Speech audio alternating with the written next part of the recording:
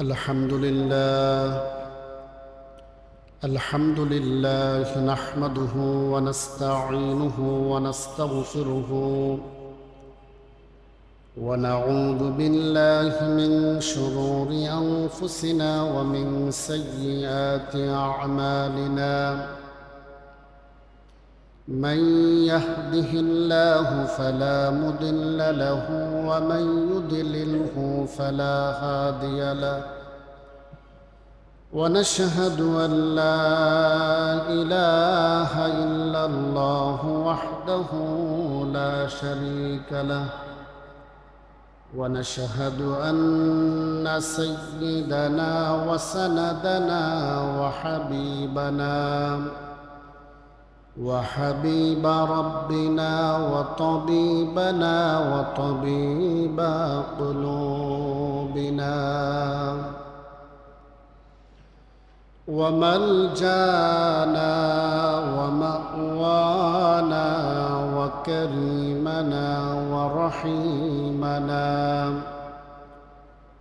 ونورنا ومولانا محمدا عبد الله ورسوله،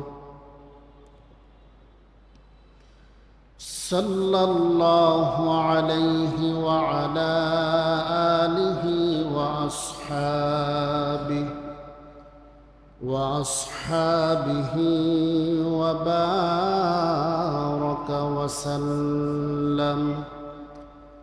وبارك وسلم تسليما كثيرا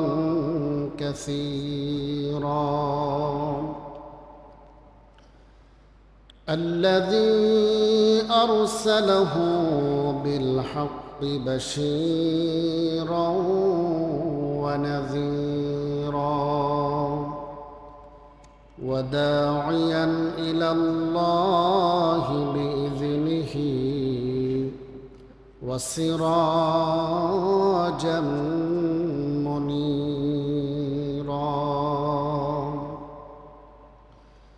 فقد قال الله تعالى في كلامه المجيد وفي فرقانه الحميد। সকলে মহাব্বতে আমার সাথে সাথে পড়ুন আউযু বিল্লাহি মিনাশ শাইতানির রাজীম। বিসমিল্লাহির রাহমানির রাহিম। لن ينال الله لحومها ولا دماؤها ولكن يناله التقوى منكم. وعن عائشة رضي الله تعالى عنها قالت أن النبي صلى الله عليه وسلم قال ما عمل ابن آدم يوم النحر عملا أحب إلى الله عز وجل. رواه ابن ماجه. صدق الله المولانا العظيم وصدق رسوله النبي الحبيب الكريم، ونحن على ذلك من الشاهدين والشاكرين، والحمد لله رب العالمين.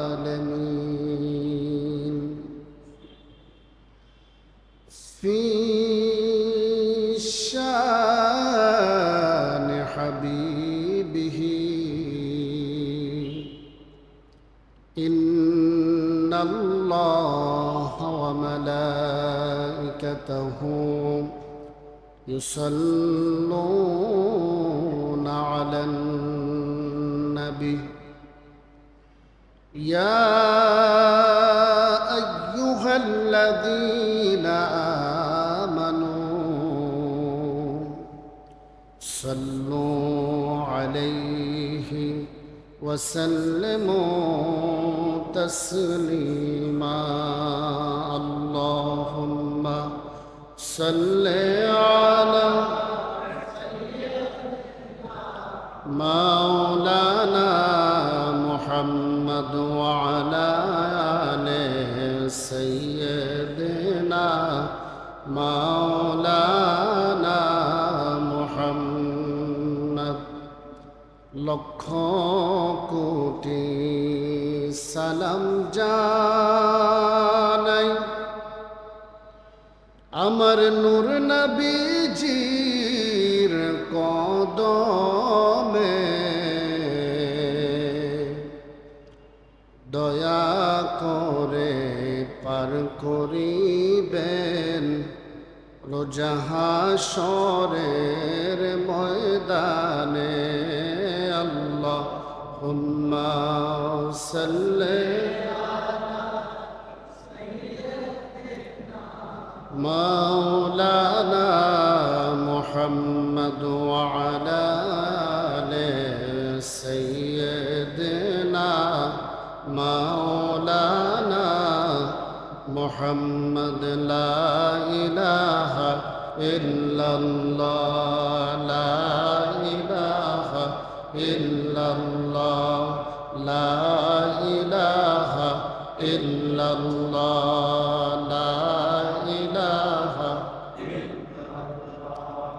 لا إله إلا الله لا إله إمام الأولين والآخرين بحر الصدقة رحمة للعالمين سيد القونين ختم المرسلين كرامة بود فخر الأولين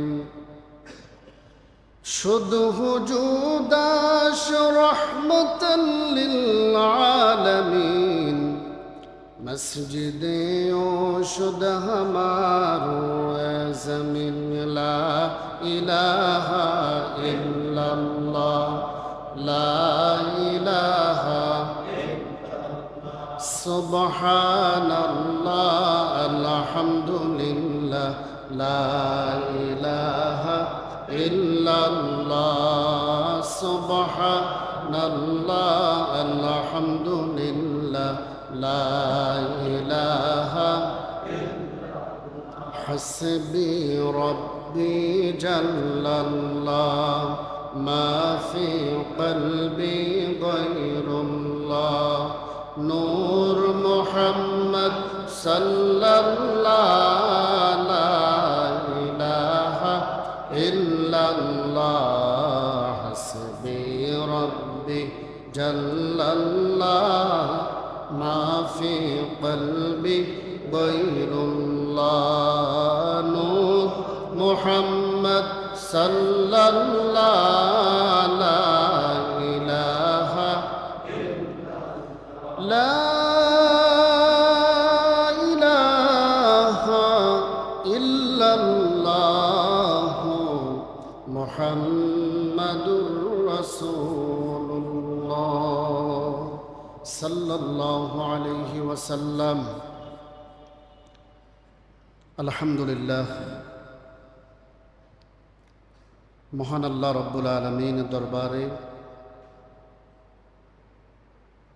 অগণিত অসংখ্য শুকরিয়া আদায় করছি যে মহান আল্লাহ রব্বুল আলামিন আহকামুল হাকিমিন আমাদের সকলের রব, আমাদের সকলেরই খালিক, আমাদের সকলেরই মালিক আল্লাহ তাআলা পবিত্র মাহে জিলহজ মুবারকের প্রথম জুমার দিন জুমার নামাজ আদায় করার জন্য পৃথিবীর মধ্যে সর্বশ্রেষ্ঠ জায়গা, সর্ব উৎকৃষ্ট জায়গা মসজিদে বাইতুল্লাহ তথা ঐতিহ্যবাহী নারায়ণগঞ্জ বাবুরেল জামে মসজিদে আল্লাহ তাআলা আমাদেরকে শরীক এবং শামিল হওয়ার সেই তৌফিক দিয়েছেন। সেই মহান আল্লাহ রব্বুল আলামিনের দরবারে শুকরিয়া আদায় করে, প্রশংসা আদায় করে সকলে একবার পড়ি কালিমাতুশ শুকর, আলহামদুলিল্লাহ। তারই সাথে সাথে অগণিত অসংখ্য দরুদ ও সালাম প্রেরণ করি বিশ্ব মানবতার মুক্তি ও কল্যাণের দিশারি নবী, উম্মতের কান্ডারি নবী, উম্মতের দরদি নবী, শাফায়াত করনে ওয়ালা নবী, হায়াতুল নবী, নূর নবী, হাউজে কাউসারের মালিক নবী, মাকামে মাহমুদের প্রশংসিত নবী, আমার আপনার নবী হযরতে আহমদ মুজতবা মুহাম্মদ মুস্তাফা সাল্লাল্লাহু আলাইহি ওয়া আলিহি ওয়াসাল্লামের দরবার। মুহতারাম সম্মানিত হাজরিন, আমি আপনাদের খেদমতে কুরআনুল কারীমের সূরা হজ্জের 37 নম্বর আয়াতে কারিমা তিলাওয়াত করেছি। রাসূল আকরাম সাল্লাল্লাহু আলাইহি ওয়া আলিহি ওয়াসাল্লামের অসংখ্য হাদিস থেকে সুনান ইবনে মাজা শরীফের একখানা হাদিসের অংশ বিশেষ তিলাওয়াত করেছি। সে আলোকে কিছু কথা বলবো। আমা তাওফীক ইল্লা বিল্লাহ। ক্বালু সুবহানাকা লা ইলমা লানা ইল্লা মা আল্লামতানা ইন্নাকা আনতাল আলিমুল হাকীম। রব্বি জিদনি ইলমা। ক্বালা রব্বি ইশরাহ লি সাদরি ওয়া ইয়াসসির লি আমরি ওয়াহলুল উকদাতাম মিন লিসানি ইয়াফকাহু কওলি। সম্মানিত হাজরিন, পৃথিবীর মধ্যে সর্বশ্রেষ্ঠ একটি কিতাব, যে কিতাবের মধ্যে কোনো ভুল নাই, কোনো সন্দেহ নাই। আল্লাহ তাআলা 104খানা আসমানে কিতাব নাজিল করেছেন। তার মধ্যে প্রধান 4টি কিতাবের মধ্যে সর্বশ্রেষ্ঠ কিতাব, যে কিতাবটি আল্লাহ তাআলা আমার আপনার নবীর উপর নাজিল করেছেন, যে কিতাব পৃথিবীতে যত লেখক, গবেষক, কলামিস্ট, মুহাদ্দিস, মুফাসসির, ফকিহ যারা যারা যত বড় কিতাব লিখেছেন, আদৌ পর্যন্ত কেউ বলতে পারে নাই, পারবেও না আমার এই লেখনির মধ্যে কোনো ভুল নাই। সকলে ভূমিকার মধ্যে, মোকাদ্দমার মধ্যে একটি কথা বলেছেন, আমার এই কিতাবটি লিখতে গিয়ে যদি কোনো ভুল হয়ে থাকে, আমার ভুল ক্রমে আপনারা আমাকে জানিয়ে দিবেন, পরবর্তী সংস্করণে আমি ভুলটা সংশোধন করে নিব। বলে কি বলে না? কিন্তু কেবলমাত্র একটি কিতাব, যেই কিতাবের শুরুতে আল্লাহ পাক বলেন যালিকাল কিতাবু লা রাইবা ফীহ। সুবহানাল্লাহ। আল্লাহ পাক বলতেছেন এটা এমন কিতাব যে কিতাবের মধ্যে কোনো ভুল নাই। হুদাল লিল মুত্তাকিন। এখন যদি আপনি রবকে প্রশ্ন করেন, আল্লাহ এই কিতাবটা কেন নাজিল করলেন? আল্লাহ পাক বলেন হুদাল লিল মুত্তাকিন, যারা আমি আল্লাহকে ভয় করে তাদের হেদায়েতের জন্য। এই সর্বশ্রেষ্ঠ কিতাবের পরে আরেকটি গ্রহণযোগ্য কিতাব আছে, যে কিতাবটিকে সকলে মানে, যে কিতাবটার রেফারেন্স সকলেই দেয়, ওই কিতাবের নাম হলো সহিহ আল বুখারী। কিতাবের নাম কি? সহিহ আল বুখারীর 1 নম্বর হাদিস আল্লাহর হাবিব বলেন, وقال النبي عليه الصلاة والسلام إنما الأعمال بالنيات। নিশ্চয়ই সমস্ত কাজ, সমস্ত আমল একজন মানুষের, একজন মুমিনের, একজন মুসলমানের নিয়তের উপর নির্ভর করে। পড়ুন সুবহানাল্লাহ। যে যেমন নিয়ত করবে আল্লাহ পাক তাকে তেমন জাযা দান করবে, ঠিক কিনা? সম্মানিত হাজরিন, এই হাদিসের আলোকে সহিহ আল বুখারীর ইমাম বুখারী সর্বপ্রথম এই হাদিসটা কেন সংকলন করলেন সহিহ বুখারীতে? হিকমত হলো একমাত্র কারণ মুমিন যত আমল করবে ইখলাস যদি হয় আল্লাহর জন্য, সেটার সাথে সাথে কবুলিয়ত হয়ে যাবে। আর যদি কোনো আমলের মধ্যে ইখলাসের ঘাটতি থাকে, মানুষকে দেখানোর জন্য, মানুষ আমাকে ভালো বলবে এই জন্য, মানুষ আমাকে ফরহেজগার বলবে এই জন্য, মানুষ আমাকে হাজি বলবে এই জন্য, মানুষ আমাকে তেলাওয়াতকারী বলবে এই জন্য, মানুষ আমাকে ভালো বক্তা বলবে এই জন্য, মানুষ আমাকে ভালো খতিব বলবে এই জন্য, আল্লাহর হাবিব বলেন তুমি দুনিয়াতে তার পুরস্কার পাবে, আখিরাতে তোমার জন্য জিরো। আমার প্রিয় ভাইয়েরা, তাহলে সমস্ত আমল হবে কার জন্য? আল্লাহ পাক রব্বুল আলামিন বলেন, ইন্না সালাতি ওয়া নুসুকি ওয়া মাহইয়ায়া ওয়া মামাতি লিল্লাহি রাব্বিল আলামিন। নিশ্চয়ই আমার নামাজ, আমার কোরবানি, আমার হায়াত, আমার মত সব কিছু আল্লাহ রাব্বুল আলামিনের জন্য। কার জন্য? আমার নামাজ কার জন্য?